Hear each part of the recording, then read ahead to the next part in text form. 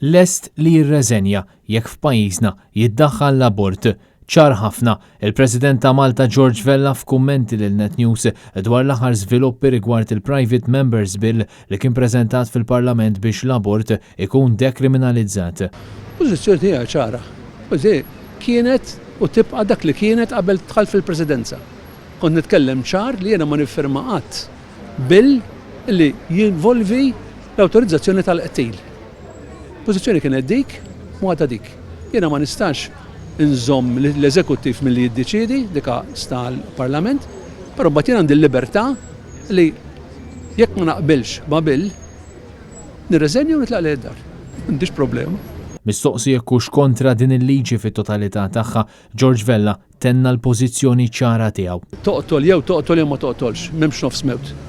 Jekk ħatoqtol, jekk ma toqtolx, ma toqtolx. ċara.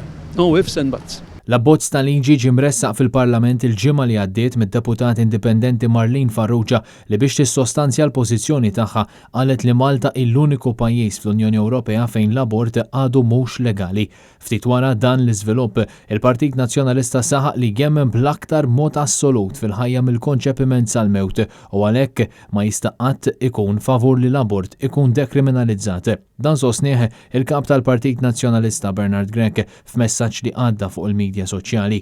Bernard Grech insista li l-Partit Nazzjonalista huwa favur li jittieħdu l-miżuri meħtieġa favur is-saħħa sesswali ta' kulħadd mingħajr ma tkun ipperikolata l-ħajja tat-tarbija kemm qabel u anke wara it-twelid. Min-naħa l-oħra, il-Partit Laburista baqa' maħax pożizzjoni dwar din it-tema tant importanti filwaqt li l-Arċisqof ta' Malta, Monsignor Charles Scicluna, fakkar li l-omm għandha dejjem tkun meqjusa bħala simbolu ta' ħajja u mhux ta' mewt.